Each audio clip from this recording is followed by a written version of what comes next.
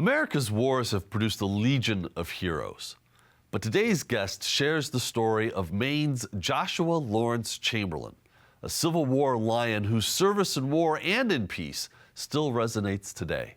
He's Ronald C. White this week on Story in the Public Square.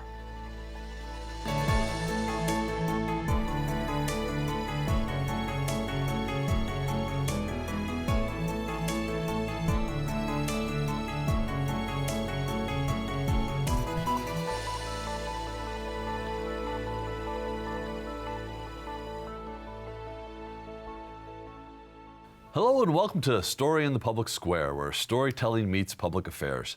I'm Jim Ludis from the Pell Center at Salve Regina University. And I'm G. Wayne Miller, also with Salve's Pell Center. Our guest this week is the historian and best-selling biographer Ronald C. White, whose newest book is On Great Fields, The Life and Unlikely Heroism of Joshua Lawrence Chamberlain. He joins us today from Pasadena, California. Ron, thank you so much for being with us. Thank you so much for the invitation. Well, I think that if you are like members of the Ludis household, and I mentioned that I first encountered Joshua Lawrence Chamberlain as a 13-year-old with the chickenpox when my dad gave me Michael Shara's Killer Angels. But for those who might not know who Joshua Lawrence Chamberlain was, why is he important? Well, Jim, on July 2nd, second day of the Battle at Gettysburg, Chamberlain, leading the 20th Maine Regiment, was instructed to defend the far left line of the Union Army. At a critical moment, his men began to run out of ammunition. They were being besieged by forces from Alabama and Texas twice their size coming up the mountain. At that moment, he simply offered one word, bayonet, and they charged down the hill and defeated this much larger force.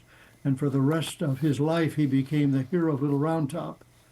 But then it was all forgotten, and as you suggested, the reading of The Killer Angels, the Ken Burns Civil War documentary, and Jeff Daniels portraying Chamberlain in the movie Gettysburg suddenly brought him back to prominence. And so now he's a fascinating, interesting person for many people, but many people don't know who he is. Yeah. Well, and the history, the biography that you've accomplished captures so much, and his life, his legacy is about so much more than just those events at Little Round Top, and we'll talk about some of that in the show today. One of the hallmarks of your scholarship, and we should know your other biographies include A. Lincoln and American Ulysses, A Life of Ulysses S. Grant. One of the hallmarks of your research and scholarship is that you spend time on the formative years of the people that you're writing about. Why? I guess two questions. First, why is that important? And what do we glean about Chamberlain as a young man? Well, Jim, I think that many modern biographies move too quickly, from my perspective, past the young person's life to the hero, the president, the whomever the subject is. I think, and I say this to audiences, think of when you were 16 or 18 or 20 or 22, 24. I call this the formative part of a person's life. So I want to give enough time to ask the question, how did this person develop his or her values? Family, church, college. This is why I spent a lot of time with Lincoln, Grant, and now Chamberlain on these formative years. So as he emerged into adulthood after his formative years, or toward the end of his formative years, what kind of a young adult was he? I guess we're looking at early 20s, that time period roughly. Well, he attended Bowdoin College in Maine, a small college, 5.5 days horseback ride from Harvard. That's why it was established in Maine. And he experienced what we would call a classical education, to becoming the way the Greeks thought or the Romans acted. I call it a character-based education. He wanted to learn values of virtue, truthfulness, magnanimity, and I think this education really shaped the person that he became as an adult, as a soldier, as a governor, as a president of a college. Can you give us a sampling of the types of courses that he would have taken at Bowdoin back in those early days of Bowdoin College? Even to pass the entrance exam, he had to be able to say from memory some of the great texts from Greece or Rome, repeating from memory parts of the New Testament in Greek. And I think these classes formed who he was. Now, why?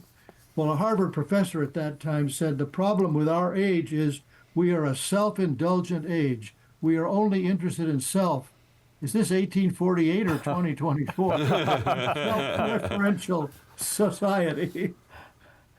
So his wife, Frances Carolyn Adams, known as Fanny, had her own personality, and is obviously a critical part of his life. What was she like? Well, towards the end of my research, I found this remarkable story, which I think captures who she is. Just incredible. As a high school student in Brunswick, Maine, this is the assignment that her teacher, Mr. Alfred Pike, gave the students. He wanted them to offer a paper with verbs ending in FY. And Fanny, knowing that Mr. Pike did not entirely approve of her humor, this is what she wrote. This is to certify, notify, exemplify, testify, and signify my obedient disposition. And I hope that it will gratify, satisfy, beautify, and edify my teacher, and pacify, modify, and nullify his feelings of dissatisfaction toward me. When you read this paper, do not exclaim, "Oh, fie." Well, I think this captured part of Fanny's personality. She was a talented young person, talented in art and music, and yet on the other hand, she also was a person who struggled with depression, struggled with great problems with her eyes, which would ultimately leave her blind at the end of her life. It's a very complex but very important part of this story. So I was going to make a little joke that she set out to mortify her teacher. Good. But you get into I love rhymes. You get into a very serious matter here, and that was depression. Tell us about that, and what the thinking was, the outside world for people living with depression all those many years ago was obviously very different from today's age. Well, it's a very unusual for us 19th century story. She was born into a family where she was the seventh child. Her father was 50 years old enough to be her grandfather. And at age 4, they decided to give Fanny to his younger cousin, who happened to be the pastor of First Parish Church in Brunswick, right astride the Bowdoin College campus. So at age 4, she became part of this family. And as you're suggesting, I think, people didn't fully understand. They called it melancholy. I don't even know if they used the word depression, but this was something, a part of her life, so that her then stepfather would write in his very voluminous diary, "Poor Fanny, poor Fanny. I don't know whether she's ever going to be happy." So here's this talented person, but struggling with depression. You know, the relationship between Chamberlain and Fanny is one of the more fascinating parts of the story because she's really very different than he is. As a young man, he's studying to be a minister. They're courting. She writes him to say, you know, "I'm not cut out to be a minister's wife." So, Ron, what was the relationship like between Chamberlain and his wife Fanny as husband and wife? First, she was 3 years older than he was, which was quite unusual at that time, and this kind of bothered her that she was older. Yes, he wanted to be a minister, and as you suggest, she wasn't sure she was cut out to be that. He was very passionate about her. She had to discover if she was passionate about him. They had a marriage that started off very well, but then as he was away in the Civil War and away as governor, somehow they got into some sort of difficulty, and unfortunately at that time some of the correspondence disappears. People in that time often burned their correspondence between husband and wife. They didn't want people to know. So part of the enigma of this is what exactly was their relationship when they found themselves in trouble, and yet I argue that towards the end of their lives they did find a very companionable marriage that was satisfying to both of them. let's get into some of the aspects of Chamberlain's life that might be a little bit better known. So prior to the Civil War, he's a professor of rhetoric and languages at Bowdoin College. And he volunteers his services to the governor of Maine in response to Lincoln's call for federal troops. What motivated Chamberlain, do you think, to actually volunteer for service? He was not a soldier. What do you think led him to that? Well, Chamberlain was watching and following all of the students he taught. There were no electives in the 19th century, so he would have known every single student that signed up for the Union Army from Bowdoin College. And in the second year of the war, you may remember President Lincoln offered a proclamation, we need 300,000 more men. So Chamberlain volunteered. The governor of Maine was quite pleased with this. They were looking for people of outstanding reputation who could help recruit a regiment which was 1,000 men. So he said to Chamberlain, this is marvelous, I will make you colonel of the 20th Maine. And interestingly, I think this says so much about Chamberlain. He says, no, don't do that. I don't deserve that rank, but I will learn and earn my way, his words, to a higher rank over time. So he started out as lieutenant colonel, not the head of the 20th Maine Regiment. So by all accounts, he was a remarkable soldier. How did that happen? Here you have a teacher at Bowdoin College teaching rhetoric and the classics, and now he's on the front lines of a very bloody, protracted, and long war. Where did that quality of being a really good soldier come from? How could it happen? How can you transition from one world to a very different, savage and brutal world like that? Well, this was a primary question for me, Wayne, in writing the biography. This is why the title calls it an unlikely hero. He was a soft-spoken, amiable, good-humored professor, and suddenly he becomes this risk-taking soldier. Do people have different qualities that are sort of latent within them that only come out in the middle of crisis? Men who knew him from college as a student and a professor were surprised by this. But he did become this very courageous soldier, and this is part of the wonder of the story. So you mentioned his performance at Little Round Top, and one of the things that emerges, I think, particularly in later life, is the utter devotion of the men who served with him. Can you say a little bit about what your research revealed about what the people who served with Chamberlain thought of him as a leader and as a human being? Very good. Chamberlain was 33 years of age when he volunteered, when he began to serve. And to these young men, many 17, 18, 19, 20, 21 at the most, he became almost a father figure. And so again and again and again, I found letters, commendation, diaries, reminiscences of their great affection for him. So he believed and did from the very beginning establish this very personal relationship with him, so that when they got into such a battle as Little Round Top, they were willing to follow him. They believed in him. And I think this was one of the remarkable qualities. What is it about someone that allows other people to follow them? How does one become a leader? It's not simply a title that is given to you. You have to earn that respect.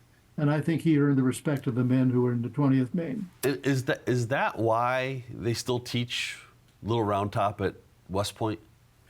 People at West Point, professors still bring their students to Little Round Top and still use it as an example of military leadership.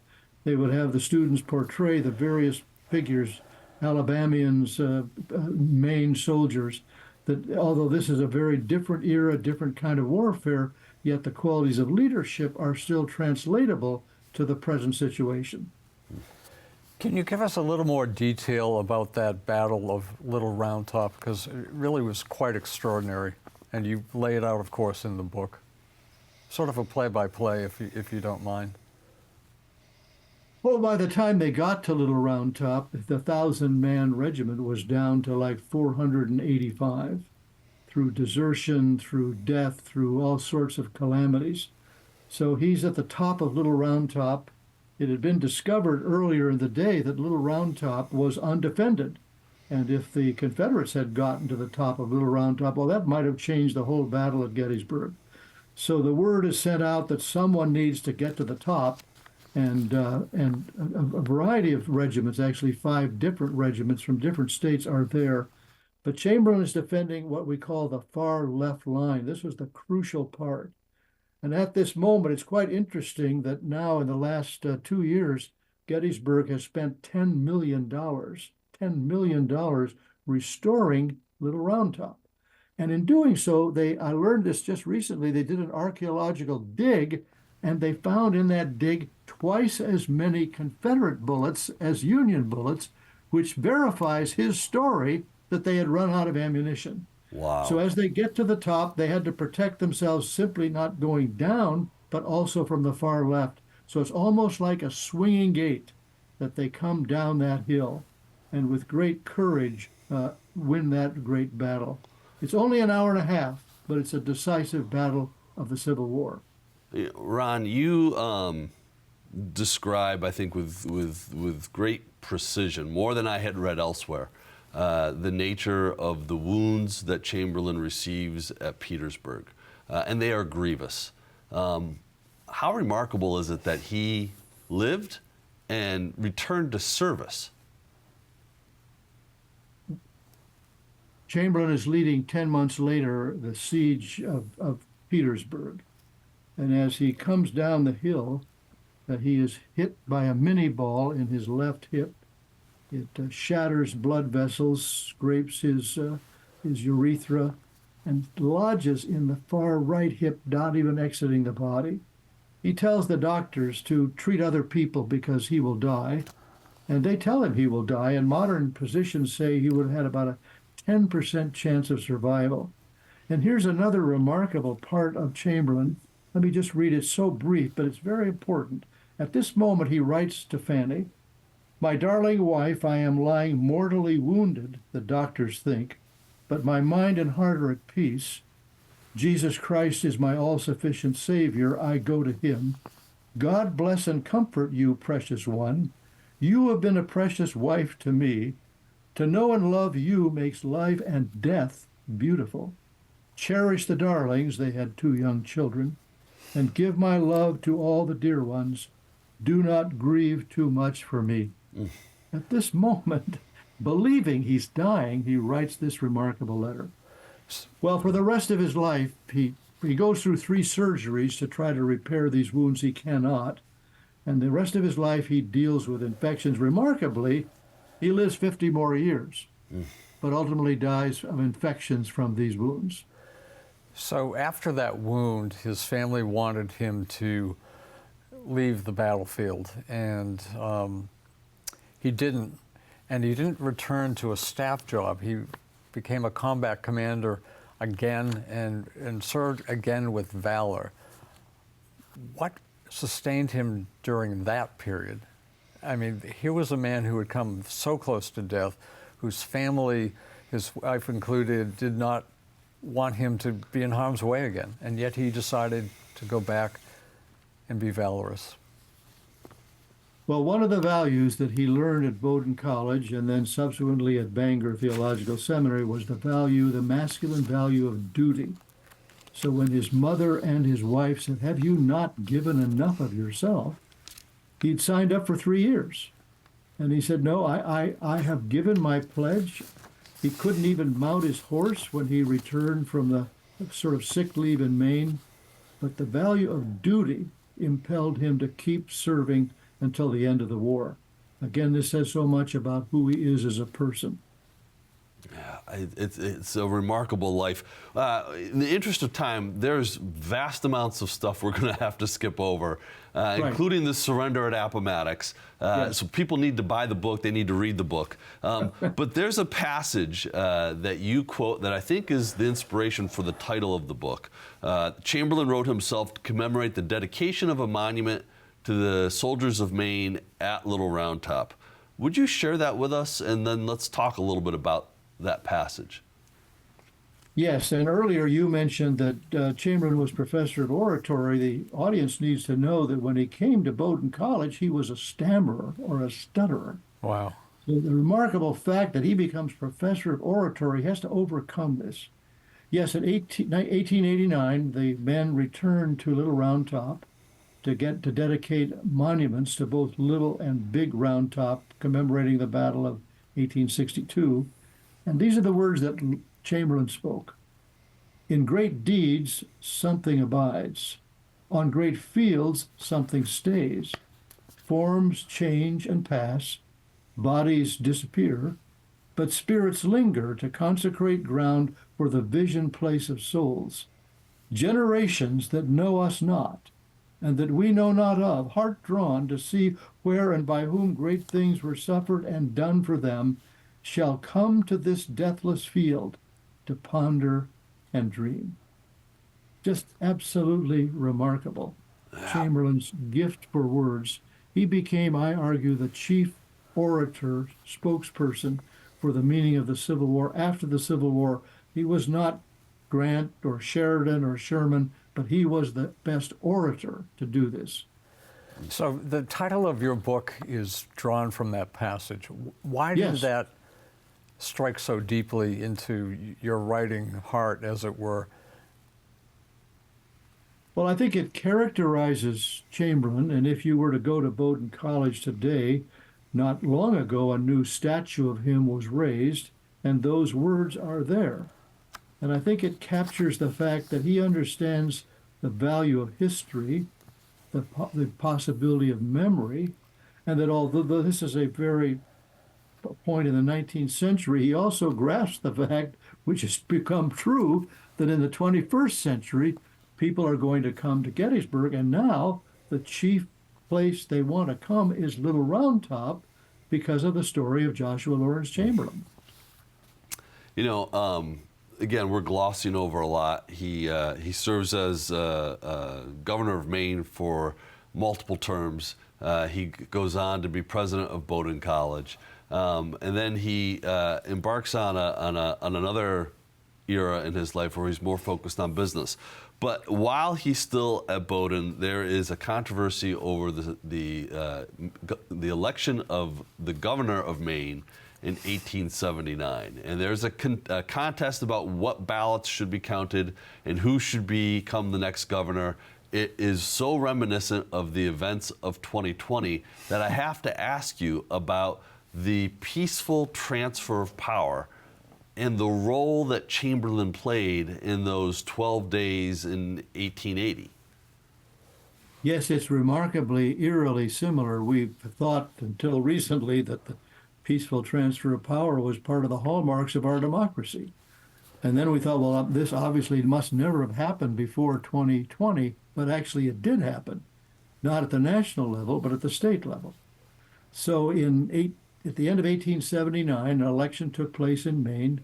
It appeared that the Republicans had won their governorship, the House of Representatives, and the Senate. And then what happened was the great countout. The Democrats who were in charge of the countout began to count out the votes and therefore disqualify members of the House and Senate. The law of Maine was that if there were three candidates, actually, the greenback, unless someone earned a majority and the Republican who won the governorship didn't get a majority, it would then go to the House to select two of the three, and the Senate would select one of the two. Well, this produced a storm of controversy. Men began marching towards Augusta, the state capital, armed to the teeth. An insurrection was about to take place. The governor, a Democrat, called Chamberlain, a Republican, to be in charge. He comes to Augusta, and on one afternoon, as they were starting to charge the Capitol, he said in these words, "Men, you wish to kill me. Killing is no new thing to me. I've offered myself to be killed many times when I no more deserved it than I do now. Some of you, I think, have been with me in those days. You understand what you want, do you?